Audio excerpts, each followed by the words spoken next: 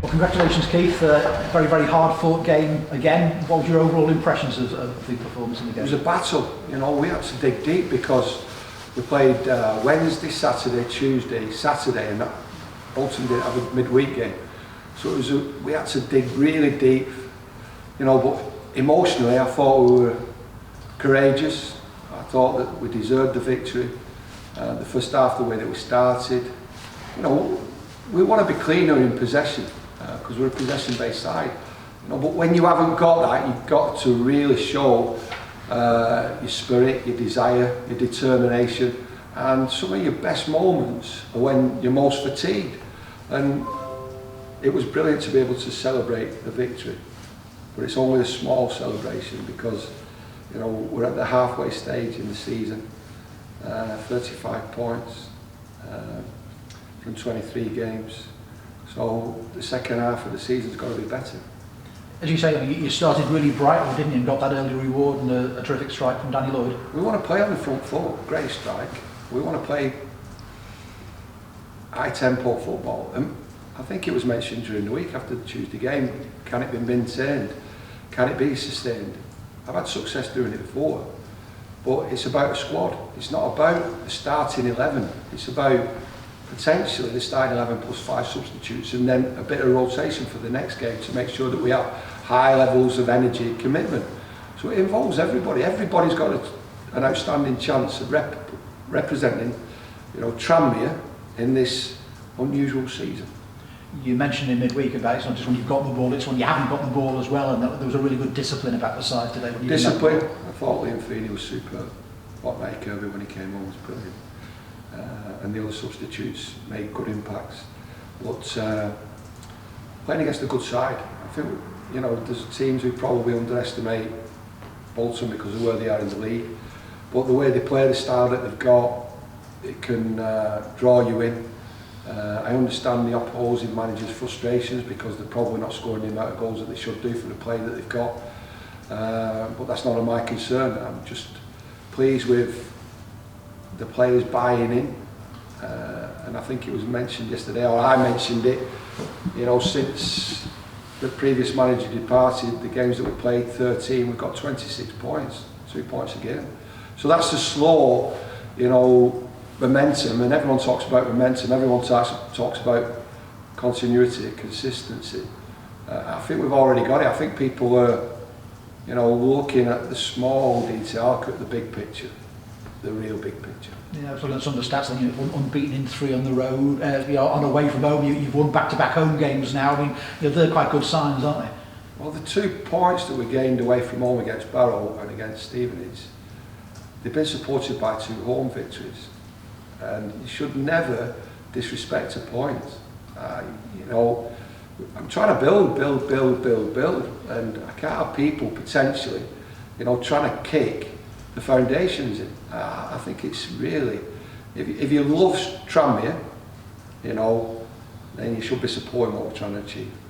Is the idea to have the high tempo game both home and away? I mean, is it a slightly different approach when you go away? Oh no, high tempo, rock and roll football. I'm all for it. You know, I'm a true believer in Klopp, Pep. You know, I always have been. This isn't me beating a new drum. I've had this drum for 14 years. You know, you can ask players who played for me when I first started managing. I've been beating this drum. It's not something I've started doing, you know, in the last 2 years because there's a modern day coach with a modern day philosophy. I had somebody yesterday calling Mick McCarthy a dinosaur. Please show him some respect. He's an educated, very, very good manager. But today, that result, that performance, that's for our supporters. There's no question about that. You touched on Mike Kirby, you know, and we saw, you know, in quite an attacking position when he came on. What's he going to bring to the squad? What have you seen in him? He's got composure. He can handle the ball. He's got real desire because he's shown that by coming playing for us. And I want you to be able to make your own mind up on Mike Kirby because when he plays, he could be quite special. The way that he can handle the ball, it's just natural. But I must admit, I've got to thank as well the volunteers who helped us, you know, clear the pitch this morning to make sure that this game was on. So they're part of the team. Supporters are a massive part of this team and this build. As far as you sort of, the games coming thick and fast and that, does it help when it's another home game rather than a trip away in midweek now? I don't know, to be honest.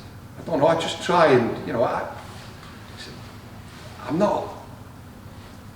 I just look at simple things, me. I look at, if I wake up in the morning, I'm going to enjoy the day. If I last the day, I'm going to go to sleep and wake up and enjoy the next day and whatever unfolds. I'm a planner, but I want to try and have a bit of a rest because it's been hectic. And tomorrow I'm just going to play football all day with my little boy and mentally start planning, for what we want to do Tuesday. We've got another round of testing on Monday, so that can bring its problems. So no matter how much I plan now, we could be creating another plan and another plan and another plan before we get to Tuesday's fixture. But these results, they don't half lift the spirit and the belief in the players. Yeah, thanks very much, Nick. Has James Vaughan got a sore head after that match? So I have. Digs, didn't he? Yes, probably. Listen, he's a soldier, and he's doing tremendously well. And he's chipping in with a few goals, I think.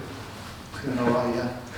If you obviously talk about playing track football, and we've seen plenty of examples of that in the last couple of weeks. But as today showed, League Two is a bit of a war as well. Is it difficult to get a balance between flair and strength? Yes, you're always looking for balance. Balance is what you're looking for in everything, isn't it? Your family life, your work life. Football's no different. You want a balance to left and right footed players, in and out of possession. The water carriers in the team, the functional players, and then the Eric Cantona's, if you like, the Kenny Dalgliish's. We all want them. I love talent. I love watching talent on display, and I think we've got a talented squad, and the balance is there. Not every game is going to be the perfect football match. All technicians playing great football. It can't be. There's only probably Man City in the world who can play that game at this moment in time, along with Liverpool. So for us to suggest that we can do it in League Two on a regular basis, we can't be that naive. We've got to make sure that the points calculator has to keep ticking over. And I think today was a spirited performance with a lot of what you need to win football matches. And next week, and it might be we play the perfect technical game and outscore an opponent. I think we had that very closely to that on Tuesday night, where we dominated possession pass-wise, and we had, I think, 8 shots on target. So that's as close as you can get. Now today is a different type of victory, but it is a victory, and I think that's what you're searching for as a manager, a combination or a balance of being able to do both. Now, I know you're not a fan of social media. No, I'm not. But if you were a Tranmere supporter who was, would they be advised to keep an eye and check on their feeds this week in case there's any new arrivals through the door? Well, potentially, yes. That's positive. I want positivity.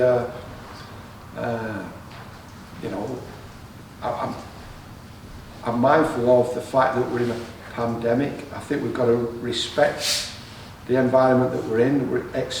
I think we've got to respect that there's not a lot of surplus cash knocking around, to chase my dreams or, everybody's ambitions. So we've got to be calculated in what we do, and I think we've got to, we'll be able to do as much business as we can, but the one thing that we have to be mindful of is, we have to make sure that we survive the pandemic financially.